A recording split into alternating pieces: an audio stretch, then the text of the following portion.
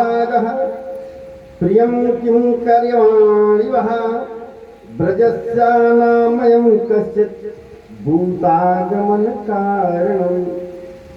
आई गोपियां खड़ी हुई, श्री कृष्ण भगवान ने कहा स्वागतम, आइए आइए। गोपिकाएं प्रसन्न हो गई कि हमको बुलाया और स्वागत भी कर रहे हैं। और उसके बाद क्या कह रहे हैं भैया, भूतागमन कारणम, कैसे चली आई। अब गोपिकाएं सोच रही हैं कि बुलाया भी और कह रहे हैं कैसे चली आई। कन्हैया कह रहे हैं ओ हो, लग रहा है एकाएक सब जितनी गोपिकाएं हैं अपने अपने पतियों से झगड़ा करके चली आई हैं। अरे पति से झगड़ा नहीं करना चाहिए, और चाहे जैसे हो, कोढ़ी हो, कलंदर हो, अपाहिज हो, पति जो है परमेश्वर होता है। अगर कोई स्त्री भगवान की पूजा नहीं करती है, केवल पति को प्रसन्न करती है, पति की पूजा करती है, तो ऐसा लिखा है कि केवल पति के पूजा करने पर ही उसकी मुक्ति हो जाती है। स्त्रियों का धर्म सबसे बड़ा बताया गया है कि पति की सेवा करना। पति की सेवा करेंगी अगर, तो परमेश्वर अपने आप जो है प्रसन्न हो जाएंगे। गोपिकाओं ने हिला दिया सर कि नहीं, पति से झगड़ा करके नहीं आएंगे। कहा तो यार आधी रात को जंगल में शेर बाघ भालू चीता रहते हैं, क्यों आई। भूतागमन कारण, कन्हैया आज उनके मन के हृदय की बात को उगलवाना चाहते हैं। पुनः कहते हैं कन्हैया, अच्छा जमुना जी में जो कलकल कलकल ये कर रही हैं आधी रात को, इसको सुनने के लिए आई है क्या। सुखदेव स्वामी राजा परीक्षित को यह मंगलमयी कथा श्रवण करा रहे हैं और कह रहे हैं कि 10 श्लोकों में कन्हैया ने कहा कि क्यों आई। अब गोपिकाएं सर नीचे करके केवल खड़ी हुई, लेकिन सोचा कि बहुत ज्यादा चुप रहना भी उचित नहीं है। अगर चुप रहेंगे तो महोदय जी ऐसे बोलते जाएंगे। तो 20 श्लोकों में गोपिकाओं ने कहा कि मैं यूं आई। अब गोपिकाओं ने कहा क्यों आई, इसके बारे में सुनिए। मयेवं विमोहति भवान गदतिं निसंसं संतज्य सर्वविषयास्तव पादमूलम् भक्ता भजस्व दुर्वाग्रहमनस्तजस्मन् देवो यथादिपुरुषे भजते मुमुक्षुम्। कहा तुम्हारे भात का भोग लगाने के लिए आई। भात प्रभु को तो बहुत प्रिय है, एक भात दूसरा भक्त, दोनों एक प्रकार से बनते हैं। सबसे पहले मैं भात कैसे बनता है ये बताएंगे। माताएं सोचेंगी कि भाई महाराज जी भात बनाना हमको सिखाएंगे, तो प्रतिदिन हम बनाती हैं। तो आज हम बता रहे हैं कि भात कैसे बनाया जाता है। सबसे पहले होता है धान। धान में 2 नुकीला होता है, वो क्या है, अहंकार है। उसी प्रकार से भक्त को प्रभु नहीं मिलते कब तक, जब तक नुकीला है, अहंकार है कि हम सबसे बड़े हैं। प्रभु का साक्षात्कार नहीं होगा। तो प्रभु का साक्षात्कार होगा कैसे, जब धान में थपेड़ों से कूटा जाता है, तब ऊपर का छिलका निकल जाता है तो हो जाता है स्वच्छ। ठीक उसी प्रकार से भक्त बहुत अहंकारी है, लेकिन उसको जब कष्ट पड़ता है, सुख में चाहे न याद करे, दुख में भगवान को याद करेगा, राम को, कृष्ण को। और जब राम कृष्ण को याद किया तो उसके पाप हो गए स्वच्छ। किस प्रकार से, जैसे धान था, धान पर मूसलों से थपेड़ा गया, आज तो मूसल नहीं रह गया, राइस मिल हो गई। कुछ दिन के बाद लोग नहीं जानेंगे मूसल, अभी तो जानेंगे। तो सफेद हो गया। उसी तरह से जब भक्त जो है कष्ट पाया, परमात्मा का नाम लिया, परमात्मा का स्मरण किया, चिंतन किया, तो उसके पाप धुल गए, एकदम हो गए स्वच्छ। पाप स्वच्छ हो गया। लेकिन अब पर भी एक कमी है। क्या कमी है कि चावल जो है उसमें कठोरता है, तो कठोरता तो नहीं मिलेंगे। भक्त जो है उसके पाप तो धुल गए हैं लेकिन निर्दयी है, तब नहीं मिलेंगे। तो मिलेंगे कब? पुनः चावल को क्या किया जाता है? खौलते हुए पानी में डाला जाता है तो मुलायम हो जाता है। पुनः भक्त की परीक्षा होती है। जितने भी भक्त हुए हैं, कथाएं आप सब जानते हैं, तपस्या किए। यह भी एक तपस्या है कि प्रचंड धूप में आप लोग बैठ करके श्रीमद् भागवत की कथा सुन रहे हैं। यह तपस्या ही है। आप चाहते तो बढ़िया कूलर एसी में बैठ करके घर में कथा श्रवण करते। बाबू साहब ने माइक की व्यवस्था किया है, हर जगह सुनाई पड़ रही है, लेकिन नहीं, बिना त्याग तपस्या के कुछ मिलने वाला नहीं है। ये तपस्या आप लोग कर रही हैं प्रभु के लिए। तो चावल को जब खौलते हुए पानी में डाला जाता है तो वो मुलायम हो जाता है। उसी प्रकार से भक्त की परीक्षा खूब लिए हैं प्रभु, और जब उस परीक्षा में मुलायम हो गया तब प्रिय है भक्त एवं भात। भात की ही व्यवस्था सब बाबू साहब ने किया है। तो आज गोपिकाएं कह रही हैं कि तुम्हारे में भात का भोग लगाना चाहिए। आज होगा महारास। प्रभु ने कहा कि ठीक है। महारास में जितनी गोपिकाएं थी, मृतलोक की तो बात छोड़ दीजिए, स्वर्गलोक की भी गोपिकाएं आ गई। और यहाँ तक कि हमारे भूत भवन भोलेनाथ एक बार भोले भंडारी बनकर ब्रज की नारी गोकुल में आ गए। वो भी साड़ी पहन करके आ गए प्रभु के महाराज देखने के लिए। ऋषि मुनि गंधर्व सब आ गए। महाराज की तैयारी हो गई। महाराज की जैसे तैयारी हुई, महाराज की तैयारी हो गई तो जितनी गोपिकाएं थी सबको यह था कि कृष्ण हमारे साथ ही नृत्य करें। तो जितनी गोपिकाएं उतने कृष्ण। और ऋषि मुनि भी थे। तो ऋषि मुनि ने कहा कि प्रभु आप तो हमारे ऐसे देव हैं, आप गोपिकाओं के साथ नृत्य करेंगे। तो कहा कि ठीक है, हम तुम्हारे साथ भी नृत्य करेंगे। तो खूब जम करके महारास हुआ, नृत्य हुआ। आइए नृत्य का आनंद हम आप भी लेते हैं। महारास कैसे हुआ, अब कौन कौन इस नृत्य में सम्मिलित हुआ। और ऋषि मुनि के रूप में हमारे गुरुदेव तो आज है ही हैं। अब सब लोग झूम करके महाराष्ट्र में नाचे हैं कन्हैया के साथ। कौन कौन नाचा और इनके भाव में कौन कौन नाच रहे हैं महाराष्ट्र में? कि राधा नाचे, कृष्णा नाचे, नाचे गोपी संग। राधा नाचे, कृष्ण नाचे, नाचे गोपी संग। मन मेरो बन गयो सखी रे पावन वृंदावन।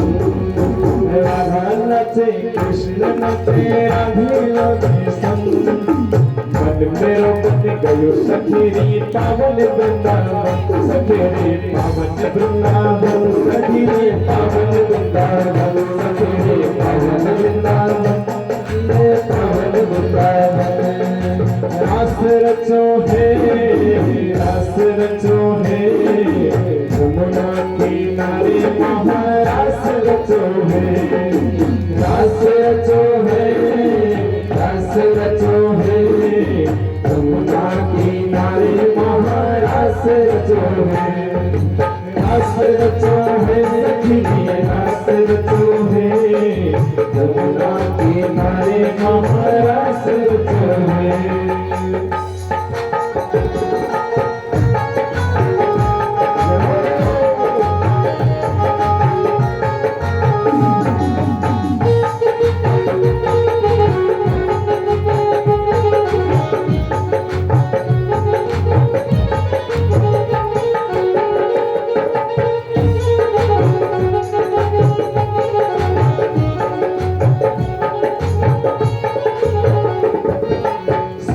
नाचे चंदा नाचे, नाचे तारागण। सूरज नाचे, चंदा नाचे, नाचे तारागण। मन मेरो बन गयो सखी पावन वृंदावन। मन मेरो मन गए सखी पावन वृंदावन। जितने भक्त हैं सभी लोग तालियों से रास रचो है, रास रचो है, यमुना किनारे महारास रचो है, रास रचो है, रास रचो है, यमुना किनारे महारास रचो है।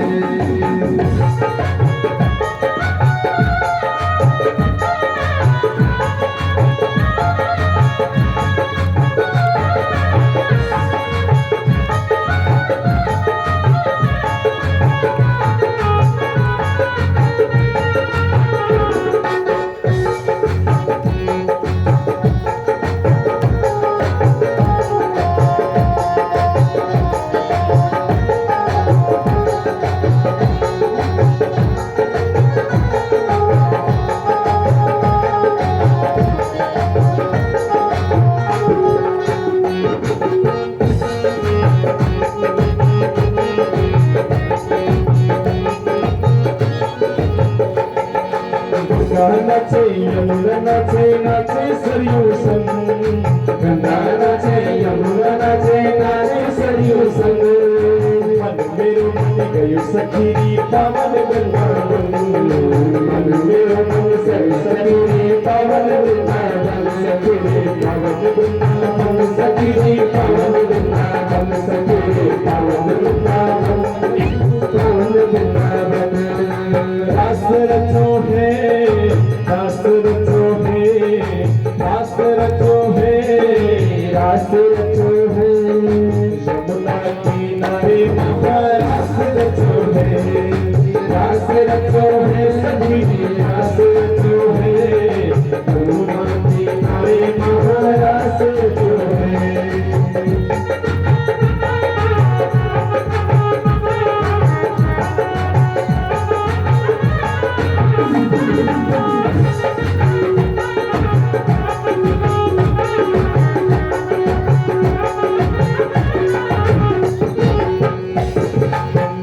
नाचे ऋषि नाचे नाचे देवगणे, गंधर्व नाचे ऋषि नाचे नाचे देवगणे। तेरे मुझे गयो सखी पावन वृंदावन, मन मेरे मुझे गयो सखी पावन वृंदावन, सखी पावन वृंदावन, सखी पावन वृंदावन, सखी पावन वृंदावन, सखी पावन वृंदावन। रास रचो है, रास रचो है, रास रचो है सखी रास रचो है, यमुना किनारे महारास रचो है, रास रचो है, रास रचो है, यमुना किनारे महारास रचो है।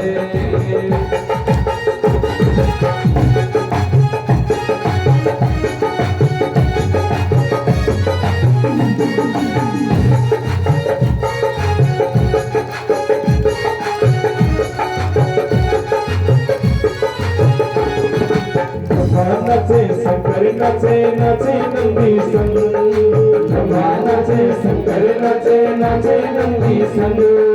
मन मेरो मन गयो सखी पावन वृंदावन, मन मेरो मन गयो सखी पावन वृंदावन, सखी पावन वृंदावन, सखी पावन वृंदावन, सखी पावन वृंदावन, सखी पावन वृंदावन।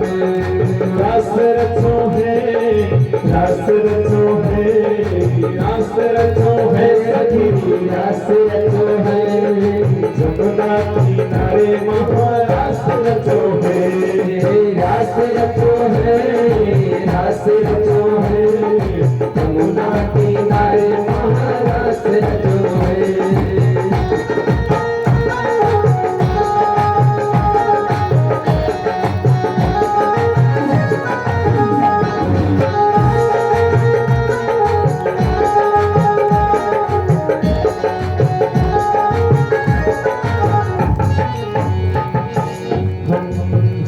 नाचे तुम्हें नाचो नाचो गाना संग, हमें नाचे तुम्हें नाचो नाचो गाना संग।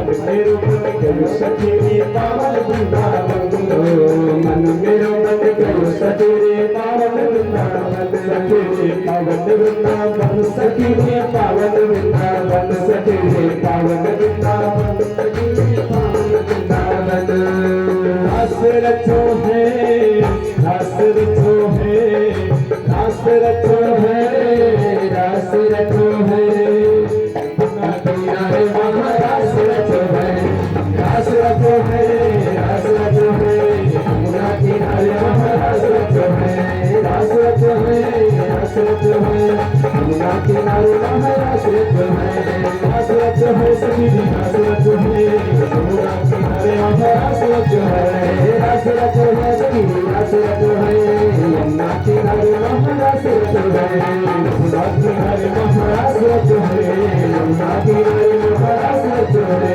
यमुना किनारे वहाँ रास रचो है।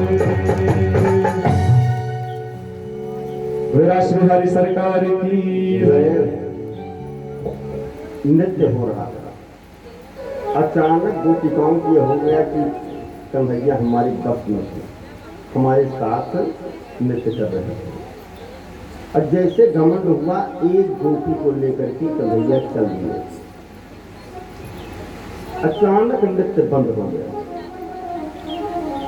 एक गोपी कौन थी जिसको लेकर के गए, भागवत में नहीं लिखा गया है, लेकिन संतों की मान्यता है कि वो राधा रानी थी। क्योंकि राधा शब्द का लेख नहीं है, उच्चारण नहीं है श्रीमद् भागवत में। क्यों नहीं है कि सुखदेव स्वामी की इष्ट देवी थी राधा। राधा का एक बार नाम ले लेते थे तो 6 महीने की समाधि लग जाती है। और यहाँ 7 दिन में राजा परीक्षित को कथा श्रवण कराना है, तो इसलिए राधा शब्द लिखा ही नहीं गया श्रीमद् भागवत में। लेकिन संतों की मान्यता है कि एक गोपी को लेकर के चले गए। वो गोपी कौन थी? राधा। संतों की मान्यता है। अब गोपिकाएं प्रेम में विह्वल हो गई। अब सब जाकर के इतना पागल हो गई कि वृक्षों से पूछती है। सबसे पहले पीपल वृक्ष से पूछती है, ये बताओ हमारे प्रियतम को आपने कहीं देखा है? पीपल ने इनकार कर दिया। गोपिकाएं 4 डांट पीपल को ही सुना दिया। बरगद वृक्ष के पास गई, बरगद से भी पूछा तब वो भी इनकार कर दिया। कहा इससे तो पूछने बेकार है, ये पुरुष वर्ग है, पुरुष वर्ग क्या जाने नारी हृदय की व्यथा को। 4 डांट उनको भी दे दिया। अब उसके बाद जा करके पूछती है तुलसी के से, कहती है बिना आपके तो भोजन ही हमारे प्रभु नहीं करते हैं, आप बताइए। तुलसी ने नहीं बताया। गोपिकाएं उनको तो और डांट दिया। कहा कि ये तो हमारी शौक है कि ये कहाँ बताएगी। उनको भी सुना दिया। एक जगह पर पृथ्वी पर बहुत हरियाली थी और पृथ्वी से पूछा तो पृथ्वी ने इनकार कर दिया कि मैं नहीं जानती हूँ। कहा ये भी नहीं बताएगी। 4 बात उनको भी डांट दिया। और आगे जब गोपिकाएं जाती हैं तो देखती हैं कि एक जगह पर 2 लोगों के बैठने का निशान दिखाई पड़ा। अब कुछ बिखरे हुए पुष्प दिखाई दिए तो गोपिकाएं कहती हैं कि यही कन्हैया हैं जिस गोपी को ले आए अपने हाथों से प्रभु ने उसका श्रृंगार किया। अब कुछ दूर के बाद और देखती हैं तो पैर जो है धंसे हुए दिखाई पड़े। तो गोपिकाओं ने कहा लग रहा है वो एक गोपी जो थी ना थक गई थी तो प्रभु ने कंधे पर बैठा दिया। वो कंधे पर बैठा लिया है, इस तरह से तर्कना करती है, लेकिन वो एक गोपी और कन्हैया मिल नहीं रहे हैं। अब जब नहीं मिले तो कहा कि ऐसा है कि उनकी लीला करेंगे। अब तो लीला क्या थी कि एक गोपी यशोदा मैया बन गई, एक गोपी पूतना बन गई, पूतना और एक कृष्ण बन गई। पूतना बनी गोपी ने कृष्ण को मारने का अभिनय किया। कहा लीला करेंगे तो हो सकता है कि मिल जाएं, लेकिन नहीं मिले। एक गोपी अपनी चुनरी आकाश में उड़ा दिया और हाथ लगा दिया। कहा देखो हमने गोवर्धन उठा लिया, नहीं मिले तो। सारी लीलाएं कर दिया लेकिन नहीं मिले। अब गोपिकाओं ने अब यह निश्चित किया कि एक गीत मैं गाऊंगी, क्योंकि प्रभु को गीत बहुत प्रिय है। और अगर यह गीत सुन करके प्रभु नहीं आते हैं तो मैं जमुना जी में समस्त गोपिकाएं अपना प्राण त्याग देंगी। तो गीत गाया, गीत बहुत प्यारा गीत है और इस गीत को सुनने से बड़ा फल है। और सनातन धर्म वालों को चाहिए कि यह एक पुस्तक मिलती है 6 रुपए की, जिसका नाम है गोपी गीत। इस गीत लिखा गया है कि इस गीत को जो गाता है प्रभु उनकी समस्त मनोकामनाएं पूर्ण करते हैं। गीत यह है कि थोड़ा कठिन है, इसका लय भी कठिन है, स्वर भी कठिन है। और इस गीत को सुनने का बड़ा महत्व है, इसीलिए कथा कही जाती है। आइए वो गीत गाते हैं। जयति तेधिकं जन्मना व्रजा श्रयत इंद्रा शाश्वत रहे। जयति तेधिकं जन्मना व्रजा श्रयत इंद्रा शाश्वत रहे। नयति विश्ता नोरतानिषु प्रगिरता स्तथा विचिन्यते शरदुदासये साधुजात सरसीरोदर श्रीमुखादृशा सुरत रात से सुखदासिका करदो देह कुंदधा वरद वेद को देह कुंदधा। यह है गोपी गीत। इस गीत को इसी लय में गाया जाता है। इस गीत को सुनने का बड़ा विशेष महत्व है और जो गाता है उसकी समस्त मनोकामनाएं पूर्ण होती हैं। और जैसे इस गीत को गाया वैसे कन्हैया गोपिकाओं के समक्ष प्रकट हो गए और होने लगा, फिर पुनः महाराज हो गया। इधर कंस जो है उसकी दिन प्रतिदिन व्याकुलता बढ़ रही है। इतने राक्षसों को भेज दिया वृंदावन गोकुल में कि कोई राक्षस जाकर के ये नहीं बता पाया कि मारता कैसे है। आज उसका दिल जो है उद्विग्न हो गया कि क्या करें, एक छोटा सा बच्चा है, हमारे बड़े से बड़े प्रतापी बैठ गए और सबको मार दिया, अब मैं क्या करूं। तुरंत सेनापति को बुलाया। सेनापति को कहा कि ऐसा है कि मैं दैत्यों को भेजते भेजते थक गया हूं, चलिए सेना लेकर के चलते हैं और स्वयं सफाई कर देंगे। अब वृंदावन में जितने बच्चे हैं सबको मार देंगे। आदेश हो गया, बाजा बजने लगा, युद्ध की तैयारी होने लगी, सेनाएं सजने लगी। इतने में हरि का गुणगान करते हुए नारद जी का आगमन हो गया। आइए 2 बार भगवान नाम उच्चारण करते हैं कि श्रीमन नारायण नारायण नारायण श्रीमन नारायण नारायण नारायण केशव नारायण नारायण नारायण श्रीमन नारायण नारायण नारायण श्रीमन नारायण नारायण नारायण।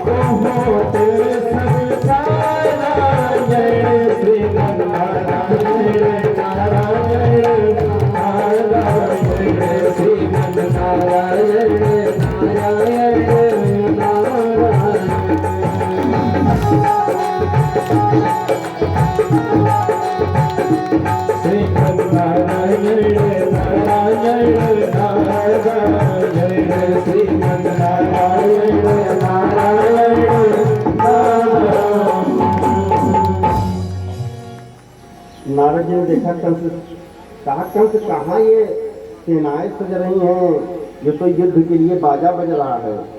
कहा क्या बताएं, वो एक पैदा हुआ है गोकुल में, वृंदावन में। जितने भी यहाँ से दैत्य गए कोई आज तक वापस आया नहीं। मैं टूट गया हूँ तो चल करके सेना लेकर के वहीं मैं सबका वध कर देता हूँ। नारद जी ने कहा तुम दैत्यों का विनाश इसीलिए होगा। कहा क्या महाराज, आप सुन कहेंगे क्या कह रहे हैं? कहा कि कुछ मुहूर्त देखा जाता है कि जब इच्छा हो तब आप युद्ध के लिए तैयारी कर दें। कहा क्या है मुहूर्त देखना? कहा अभी युद्ध के लिए कोई मुहूर्त नहीं।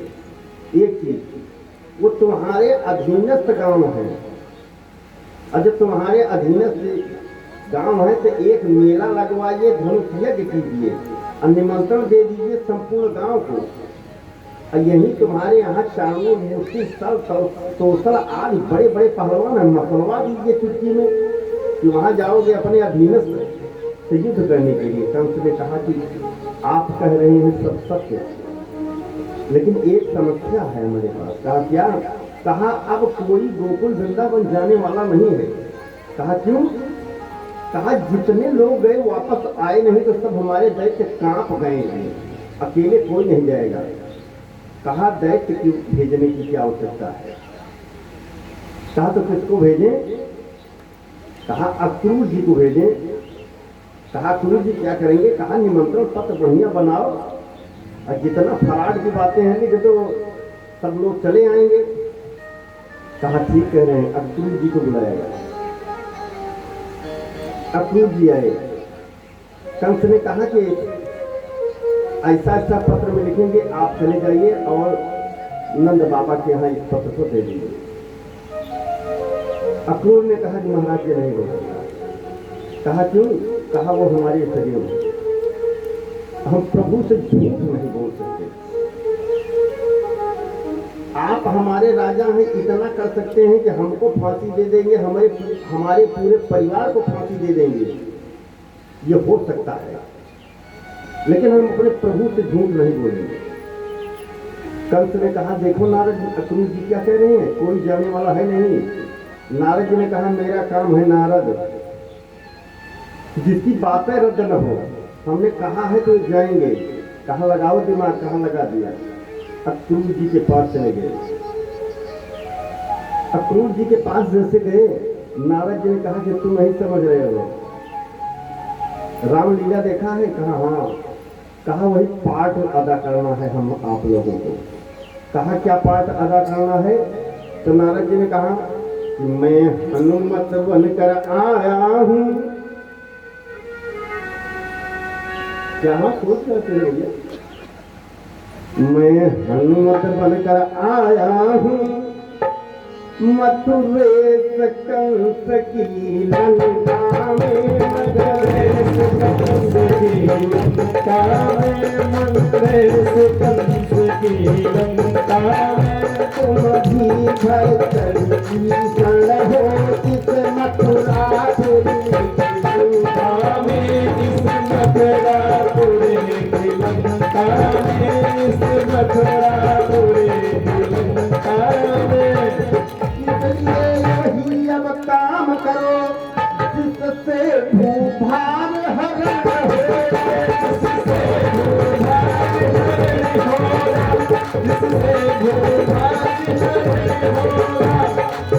श्री कृष्ण चंद्र मथुरा आए राक्षस राक्षसता शीघ्र मदन होगा, राक्षसता शीघ्र मदन होगा। नारद जी ने कहा कि यहाँ पाठ अदा करना है। कहा क्या? कहा हम तो हनुमान जी का पाठ करेंगे, तुम विभीषण को ये मार पाएंगे कंस? अरे जाओ उनको कह दीजिए कन्हैया के हाथों मृत्यु है, और वो तो वहाँ माखन मिश्री मलाई खा रहे हैं, और कन्हैया से ये बता देना कि संतों के ऊपर इतना अत्याचार, पापाचार, दुराचार सब कुछ हो रहा है। काम मार नहीं पाएगा, कहा कुछ नहीं कर पाएंगे। जाइए तभी जो है ये मथुरापुरी का विनाश होगा, कंस मरेगा। अक्रूर जी गए, कहा कंस भैया कहा? कहा जितना गलत लिखना हो फराट लाइए, ले जा रहा हूं मैं पत्र। कंस ने नारद जी की तरफ दृष्टि डाली, कहा क्या मंत्र दिया? कहा महाराज मंत्र देने की बात नहीं है, जितनी बात मैं करता हूं तुम्हारे हित की ही बात करता हूं। लिखिए जितना गलत लिखना हो। कंस ने पत्र लिख दिया। पत्र लिख दिया, उसके बाद 4 घोड़े दिया, रथ दिया, 4 घोड़ों वाला रथ, और किस प्रकार से कि हवा में उड़ने वाले घोड़े। और जिस दिन बात हुई थी उस दिन कहा कि सुबह ब्रह्म मुहूर्त में अगले दिन निकलना। रात भर अक्रूर जी नहीं सोए कि नारद जी ने बताया कि वो परमपिता परमात्मा के साक्षात अवतार हैं। और जैसे सुबह हुई, स्नान करने के बाद रथ पर बैठ गई, यही सोच रहे हैं अक्रूर जी की आज तो हमारा साक्षात्कार परमपिता परमात्मा से होगा। अब सुबह के रथ के चले रथ को हाँकते ही नहीं है, खड़े हैं यही सोचते हुए। शाम होने को आई तो अचानक याद आए हैं हमको तो वहां जाना है, और घोड़े तो यहीं खड़े हैं। अब तो हवा में उड़ा दिया घोड़ों को।